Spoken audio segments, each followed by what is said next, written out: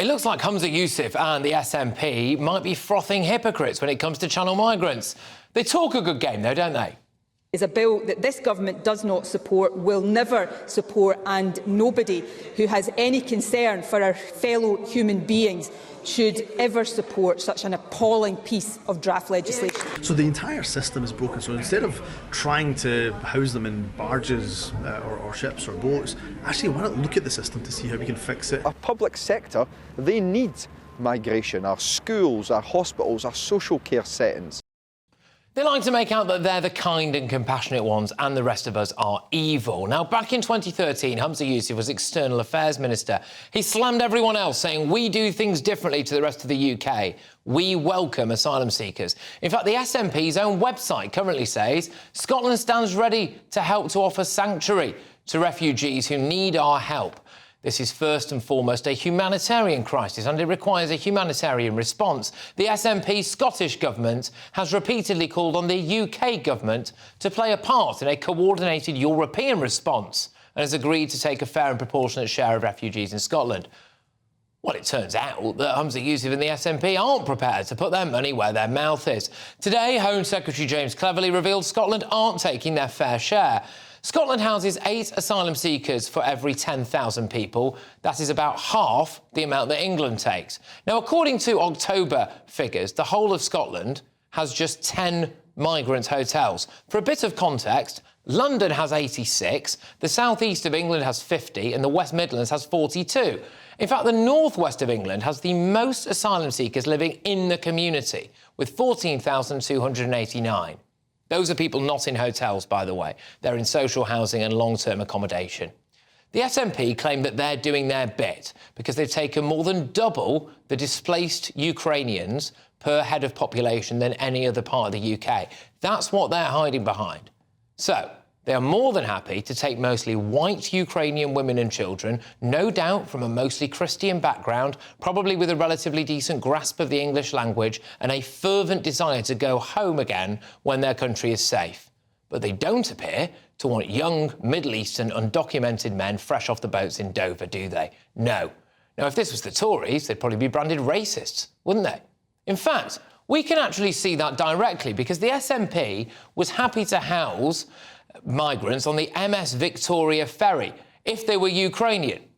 But they didn't want it used, and don't want it used, for channel migrants. Massive hypocrisy. Dr. Peter Walsh, a lecturer in migration at the University of Oxford's Migration Observatory, said asylum seekers are those who reach the UK under their own steam, sometimes arriving without authorisation, such as by small boat, and then they claim asylum on British shores. If we limit our analysis to just asylum seekers, it is true that Scotland hosts about half the number per capita than England does. Humza Yousaf said Scotland is willing to be the first country in the UK to offer safety and sanctuary to those caught up in these terrible attacks in Gaza. Well, the Scottish First Minister has just been on a family holiday to Qatar, which is the base for Hamas terrorists. And in 2013, when he was International Development Minister, Mr Yousaf went to Qatar to try to get £1.3 billion for new hospitals and motorways for Scotland and didn't bring up their human rights abuses. Humza Yousaf and the SNP have been caught out shamelessly virtue signalling over asylum seekers and refugees. Home Secretary James Cleverly is right to call them out for it, and he should go one further. Move people out of migrant hotels in England, put them on a bus and drop them off outside Humza Yousaf's house and make him put his money where his mouth is. Let's get the thoughts of my panel now. I've got Daily Express columnist Carol Malone, I've got journalist and commentator Mike Buckley, and I've got the former Brexit Party MEP Belinda DeLucy. Carol, I'll go to you first. Is this just frothing hypocrisy? And dare I say it as well, maybe even a hint of racism here? They're happy to have the old white Ukrainians. I don't know about the hint of racism. I think, I mean, they have a proud record on the Ukraine resettlement, absolutely. But, you know, look at Scotland's landmass. It's 78,000 square kilometres for 5.4 million people. England's is something like 130,000 square kilometres for 66 million people. Of course, they should have more people.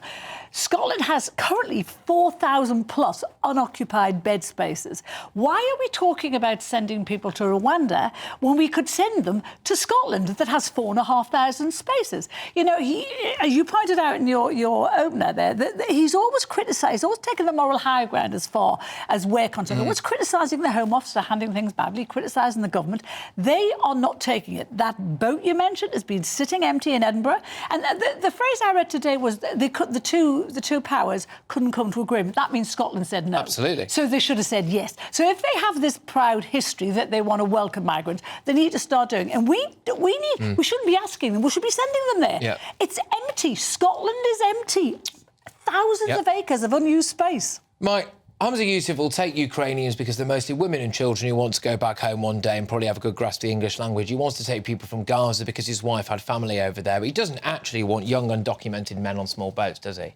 I mean, I think you're completely missing the point, to be quite honest with you. The point is that James cleverly, as ever, is trying to shift the blame for the fact that the government has refused and has been unable to, well, not unable to, has refused to process asylum claims. The only reason we need accommodation for asylum seekers in this country is because the government doesn't process asylum claims in a timely manner. No? I'm sorry? Scotland should take their fair share. They should take their fair share, but the point that they have made is either they've taken twice as many Ukrainians as anyone else per head, but also that there should be funding put in place to enable them to take asylum seekers. The government's adamant on it wants to get people out of hotels. What it hasn't done, and the SNP was clear in their quote, is the Home Office hasn't given enough funding to local authorities in Scotland or anywhere else for them to be able to take asylum seekers. But everywhere else has to absorb. But the northwest of England's got 14,500 of these people living in the community. But this is the Home Office's responsibility. Presumably, the Home Office has directed more funding towards the northwest for this than they have to Scotland. This is not about funding. This is about attitude. Of course it's about funding. You can't house people for free. They're happy to take legal refugees. They are not happy to take illegal migrants who cross the channel, and that is clear. Well, I mean, it's not my decision or my choice necessarily to defend the SNP, but on this occasion, he said very clearly, we're willing to take people.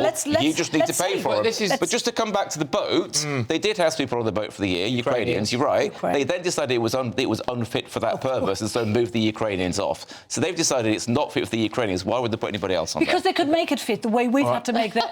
I mean, it was fit for that is not fit either. Previously, because I mean, it was a cruise ship, so people used to pay money to go on the boat, didn't they? Going on a cruise in it is very different from living on it. I'll come back to you.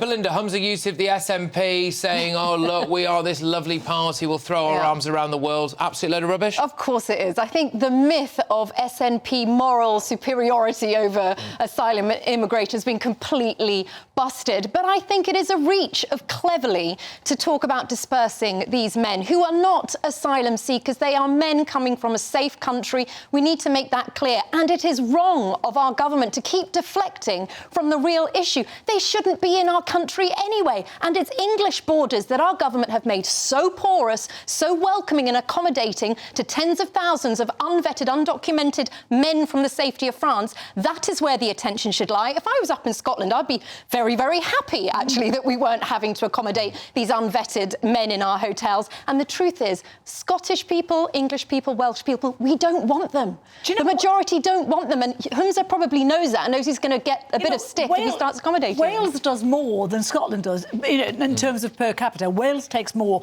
and that's only got a population of 3.6 million, and they take more than Scotland per capita. England is one of the most highly densely populated countries in the whole of Europe, second only to the Netherlands, bar Malta and the Vatican City. We are full up. We know we're full up because we don't even have hotels. Where's the Illegal Immigration Act? That was supposed to send them back. And that hasn't come in yet. That we're talking about Rwanda, which we're told will only take 500 people. 500 people could be sent to Scotland tomorrow, and it would just take up the current bed space. Should they just do the old Martha's Vineyard trick, Mike, and just drop them outside Hamza Yusuf's house and go, look, there you go, there's a bit of cash, go on. Make him acknowledge the fact that he just I do want to come back on something Belinda said, which is that they're not genuine asylum seekers. They're not. The vast majority of them are. No, they're not. It's because we have a low bar. We've very clearly got a government that is not in favour of these people being deemed asylum seekers, and yet the Home Office, even under this government, assesses is that the vast majority of them, about 4/5 of them, are genuine asylum seekers. That is because of weak, bad case law. It's not true that these people are fearing death and persecution, Mike. There's been against these people coming to the UK. They are not the rules the most they at have risk. set have determined that they are genuine asylum seekers.